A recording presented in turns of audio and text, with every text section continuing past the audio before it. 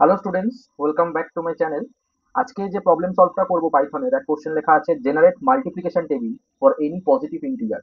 তাহলে ইউজার একটা number input করবে এবং তার যে মাল্টিপ্লিকেশন টেবিল সেটা জেনারেট করতে হবে। ঠিক আছে? তো খুব ইন্টারেস্টিং একটা প্রবলেম। তো এটা কোড করার আগে এই যে ইনার ইনটিউশনটা যেটা আছে সেটা আমাদের দেখতে হবে, অবজারভেশনটা। ওকে, তো দেখ, আমি একটা এক্সাম্পল নিয়েছি, লেটস সে 5-এর একটা টেবিল। ঠিক আছে? তো টেবিল কোথায় গিয়ে শেষ হয়? স্ট্যান্ডার্ড নিয়ম আমরা 10 অব্দি করি, তো আমরা এখানেও এটা 10 অব্দি জেনারেট করবো। তো দেখ, আমরা এইভাবে টেবিলটা প্রিন্ট করবো। ওকে, যদি নাম্বারটা হয় 5, তাহলে এইটাই আমার আউটপুটে প্রিন্ট হবে। তো কি করে করবো? না, ভালো করে তুই এই প্রতিটা লাইন দেখতে হবে কিভাবে কি প্রিন্ট হচ্ছে। না, এই কলামটা যদি আমরা ভাবি, দেখ, এটা কিন্তু 5 ফিক্সড, এই যে যেটা আমি মার্ক করছি। ঠিক আছে? এই যে এই কলামটা, তো এটা মানে কোনটা বলতো? ইউজার যে নাম্বারটা ইনপুট দিচ্ছে, তাই না, তারই তো মাল্টিপ্লিকেশন টেবিলটা জেনারেট হচ্ছে। তার মানে এই যে রেড কালারের যে বক্সটা করলাম, এটার জন্য একটা ভেরিয়েবল, ধর নাম, অর্থাৎ যে অরিজিনাল নাম্বারটার আমি মাল্টিপ্লিকেশন টেবিল দেখতে চাইছি। ওকে, তারপরে এইগুলো এটা ক্রস সাইন, এটা আমরা ম্যানুয়ালি প্রিন্ট করে দিতে পারবো, নো প্রবলেম। আচ্ছা, এইবার এইটা একটু খেয়াল কর। এই যে 1 2 3, এইটা এটা কত দূর চলছে রে? না দেখ, 10 অব্দি চলছে এবং প্রতিবার এক করে বাড়ছে। তো এটা আমরা সিম্পল বুঝতেই পারছি, আমরা যদি লুপ চালাই, রেঞ্জ একটা ফাংশন। ঠিক আছে? আমরা যদি রেঞ্জ ফাংশনটা চালাই, কত থেকে স্টার্ট হচ্ছে? 1 থেকে স্টার্ট হচ্ছে। কত দূর যেতে হবে? 10 অব্দি যেতে হবে। তাহলে 10 অব্দি যেতে গেলে আমাকে কিন্তু 11 এখানে লিখতে হবে, কারণ রেঞ্জ ফাংশন লাস্টে এক ঘর কম যায়। এটা আমি বহুবার বলেছি। তার মানে আমি বুঝতে পারলাম এই রেঞ্জ ফাংশন কি করবে, না এই 1 থেকে 10 এই নাম্বারগুলো জেনারেট করবে। ওকে, তাহলে আমি এটার জন্য একটা ভেরিয়েবল বানাতে পারি। আমি বক্সটার জন্য একটা ভেরিয়েবল বানালাম, সেটা হচ্ছে আই। Okay, I. আর এই যে একটা কলাম আছে, এই কলামটা দেখ, আমি ব্লু কালি দিয়ে লিখি। এই কলামটা, এটা অ্যাকচুয়ালি কি? না, আমার রেজাল্টটা। রেজাল্ট মানে এই যে 5 x 1, মানে মাল্টিপ্লিকেশনের রেজাল্টটা আমার এখানে প্রিন্ট হয়েছে, দ্যাট ইজ 5। তারপরে 5 x 2, 10 হচ্ছে রেজাল্ট বা অ্যান্সার। ঠিক আছে? তাহলে এটার জন্য একটা আমি ভেরিয়েবল নিতে পারি, লেটস সে রেজাল্ট, শর্টে রেজ লিখলাম। তাহলে আমি দেখছি আমার তিনটে ভেরিয়েবল নিয়ে কাজ। নাম বলে একটা ভেরিয়েবল যে নাম্বারটা প্রিন্ট করবে। আই একটা ভেরিয়েবল থাকবে যে ওই আহ, মানে 1 2 3 এগুলো প্রিন্ট করবে। আর হচ্ছে আলটিমেট আমার রেজাল্টটা প্রিন্ট করতে হবে একটা রেজাল্ট বলে প্রিন্ট করবে। এবার কিরকম হবে? তাহলে ফার্স্টে নামের মধ্যে কি আমাকে ইনপুটটা নিতে হবে। তাহলে এটা কিরকম লিখবো? না, আমি কালো কালি দিয়ে লিখছি। নাম ইন্টিজারই হবে, পজিটিভ ইন্টিজার। তাহলে ইনপুট, এখানে আমরা এন্টার দ্য নাম্বার লিখতে পারি, তাই তো? এন্টার দ্য নাম্বার হলো। এইবার আমাকে কি করতে হবে? লুপ চালাতে হবে, কারণ আমরা রেজাল্টটা, এই যে রেজাল্ট, এটার মধ্যে আমরা কি করে দিতে পারি? রেজাল্টটা মানে হচ্ছে, দেখ, এটা মানে কি হবে? না, নাম অর্থাৎ অরিজিনাল নাম্বারটা মাল্টিপ্লাইড বাই কে, না আই, আই এর ভ্যালুটা ইচ টাইম।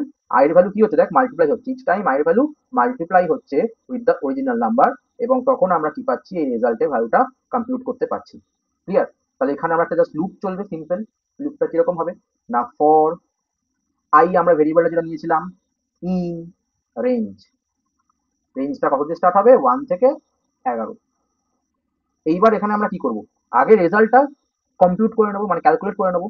তার মানে এই লাইনটা আমাকে এখানে লিখে দিতে হবে, that is result equals to নাম স্টার আই। এটা মাল্টিপ্লাই হয়ে রেজাল্টের মধ্যে অ্যান্সারটা থেকে গেল। দেন আমার কি কাজ? সিম্পল প্রিন্ট করে দেওয়া। তার মানে এখানটায় আমি লাস্টে প্রিন্ট করে দেবো। আচ্ছা, এখানে প্রিন্ট করার জন্য আমরা এফ স্ট্রিং ইউজ করবো, সুবিধা বেশি। তাহলে রেজাল্টের ভ্যালুটা, সরি, আগে তো রেজাল্টের ভ্যালু হবে না, আগে আমার নামের ভ্যালুটা লাগবে, মানে এরকম ফরম্যাটে চাইছি। তাহলে আগে আমার নামের ভ্যালুটা চাইছি, ক্রস, তারপরে আমি কার ভ্যালু চাইছি? দেখ, এইগুলো চাইছি, অর্থাৎ আই এর ভ্যালু চাইছি। তাহলে আই এর ভ্যালু একটা ইকুয়ালস টু, তারপরে আমি রেজাল্ট অর্থাৎ অ্যান্সারটা চাইছি, তাহলে রেজাল্ট।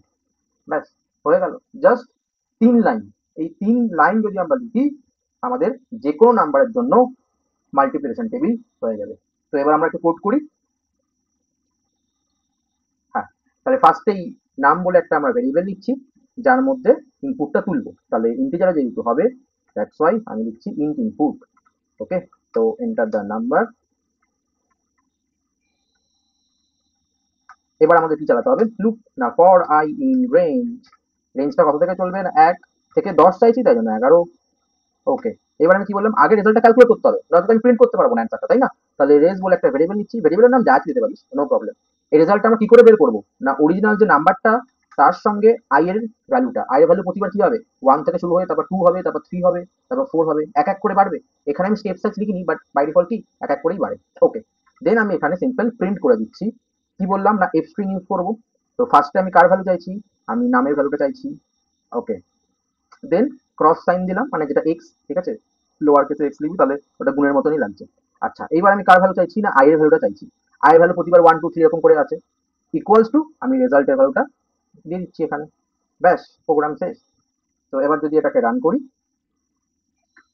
কি বললো, আচ্ছা আমি এখানে কোটেশনটা দিইনি, কোটেশনটা এখানে মিস হয়ে গেছে। রান করি, এন্টার দ্য নাম্বার 5, দেখ সুন্দর প্রিন্ট হয়েছে। পুরো পাঁচের যে মাল্টিপ্লিকেশন টেবিল সেটা কিন্তু জেনারেট করে দিয়েছে। আমি এন্টার মারলাম, ধর দিলাম 12, 12 এর মাল্টিপ্লিকেশন টেবিল জেনারেট করে দিয়েছে। বোঝা গেল? খুব ভালো একটা প্রবলেম, ইন্টারেস্টিং। তো এই জাস্ট একটা লাইন বা দুটো লাইন বুঝলেই হয়ে গেল। তো এরকম ভাবে তোদেরকে বুঝতে হবে, এই যে যেটা আগে দেখালাম এইখানটা। তো এরকম ভাবে তোরাও বাড়িতে প্র্যাকটিস করি, কোনো নতুন যদি প্রবলেম আসে যে কি চাইছে, ঠিক আছে, কি করে আমি অ্যাপ্রোচ করতে পারি, দেন এরকম ড্রাই রান করে তারপর কোড করতে যা, তো হয়ে যাবে। ঠিক আছে, তো ওকে, এরকম ভিডিও আরো দেখতে চাইলে তোমরা চ্যানেলটা সাবস্ক্রাইব করে রাখো, তাহলে নোটিফিকেশন পেয়ে যাবে সাথে সাথে। ঠিক আছে, tata and thanks for watching.